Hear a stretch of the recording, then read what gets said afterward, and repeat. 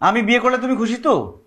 ঠিক আছে, আমি বিয়ে করব, আমার তো বিয়ে করতে কোনো সমস্যা নাই।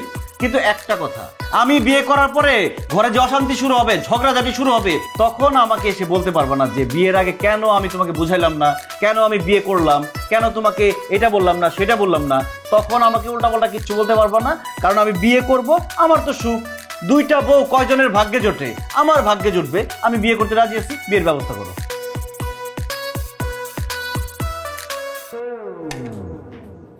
এই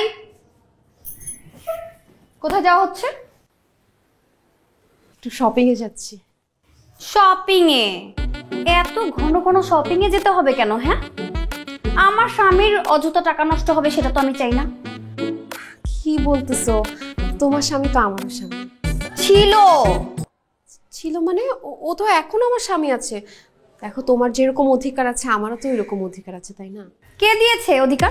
হ্যাঁ, ভাগ দিছে কে? হ্যাঁ, আমার স্বামীর দিকে না চোখ দিবি না, চোখ উঠায় ফেলবো তোর। আর আমার স্বামী তোর সাথে থাকবেও না। কি কি কি না? এই তুই শপিং এ যাচ্ছিস, টাকা পেলি কোথায়? নিশ্চয়ই আমার হাজবেন্ডের পকেট থেকে টাকা চুরি করেছিস, তাই না? দেখি দেখ। আরে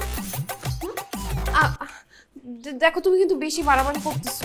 বেশি বেশি দেখছিস কি? আমার পার্সটা দাও। তোর মানে আমার অনুমতি ছাড়া এই বাড়ির কোনো কিছুতে তুই হাত দিবি না। আর এই বাড়িতে থাকতে হলে না কাজের মেয়ের মতো থাকতে হবে, বুঝতে পেরেছিস? দেখো প্লিজ, আমাকে যাইতে দাও প্লিজ। কি বললাম না, কাজ করতে হবে। যা ঝাড়ু নিয়ে আয়। এই যে নোংরা হয়ে আছে এগুলো পরিষ্কার কে করবে শুনি? যা যা ঝাড়ু নিয়ে আয়। কাজের মানুষ তো আছে, ওরা করবে। কাজের লোক আছে মানে?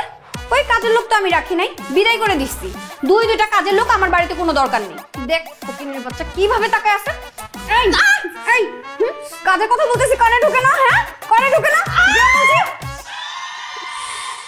কি বলছিলাম না, এরকম অশান্তি লেগে যাবে, তখন তোমার কিচ্ছু করার থাকবে না। তখন শুধু আফসোস করবো, আফসোস। তখন আমাকে বলেও কিছু হবে না। সারাদিন ঝগড়াঝাটি, মারামারি, কাটাকাটি লেগেই থাকবে। জানো, কোনোদিন দেখছো দুইটা বউ নিয়ে কোনো মানুষ সুখী আছে? তোমার সুখের সংসার ছাড়খাড় হয়ে যাবে, দোজক হয়ে যাবে, দোজক। যাক, ফাইনালি তুমি রিয়েলাইজ করতে পারছো যে এই বিয়েটা করা ঠিক হবে না। এই দিনটার অপেক্ষায় ছিলাম যে তুমি নিজে নিজে বুঝো।